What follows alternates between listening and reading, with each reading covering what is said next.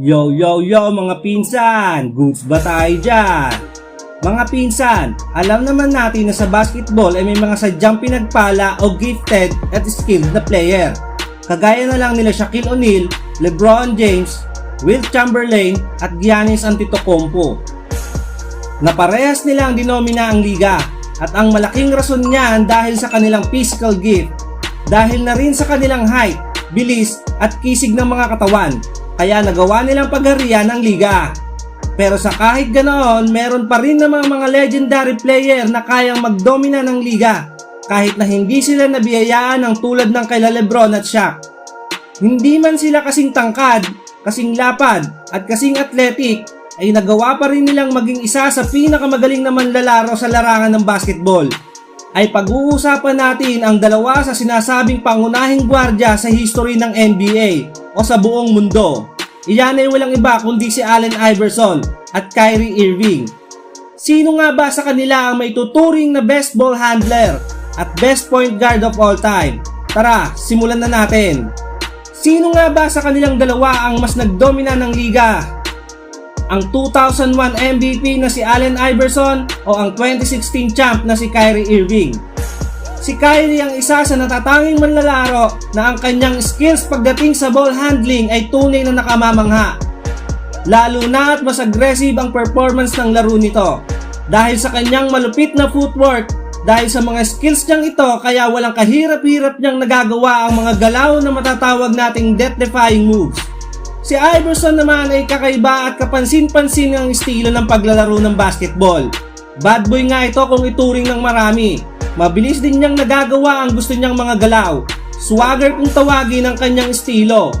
Ang angas niyang ito ang nagdala sa kanyang karera sa magandang pwesto sa loob ng court. Circus shot o dunk sa mas malalaking tao pa ay walang takot na ginagawa ni Iverson. Sobrang ibang level din ng mga crossover, behind the back at in and out dribble ng legend na ito. Kaya kahit na nga icon na sa basketball noon ay takot pa rin silang makaharap si Iverson. Pero sabi naman ng mga karamihan ng mga eksperto ay mas magaling si Kyrie kay Iverson. Mas magaling na scorer man si Iverson ay mas mataas naman ang skill level ni Kyrie pagdating sa scoring at passing.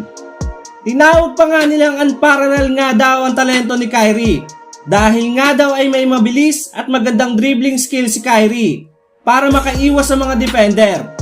Di gaya ni Iverson, wala man daw signature move si Kyrie ay mas maganda nitong na-execute ang mga galaw niya. Ang paggawa ng puntos ay mas mabuti nga naman kaysa magkaroon ng signature moves ang isang manlalaro. Napakakalkulado ng bawat galaw nito at talagang mapapawaw ka na lang dahil nagagawa nitong makaiwas sa mga defender ng walang kahirap-hirap. Bukod sa husay niya sa dribble, ang kanya namang layup ay napakatindi rin. Sa bawat layup nga nito ay napapansin na walang pinipiling direksyon o anumang bahagi ng board. Kaya nagagawa niyang ipasok ang bola sa anumang parte ng board. At di natin maiisang tabi ang mga nagawa ni Idol Iverson sa kanyang karir at sa mga kapo ng kanyang pinaglaruan. Itinuring nga rin itong lethal finisher ng NBA at 4 na beses din itong naging scoring champion. Kaya wala dapat pagtalunan kung dapat nga bang isama ang pangalan ni Iverson sa mga top point guard sa kasaysayan ng NBA.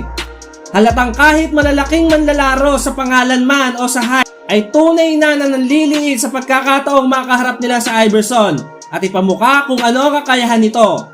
Kaya maaari rin nating sabihin na ang bad boy image nito ang pumigil sa kanyang pag-alpas sa liga.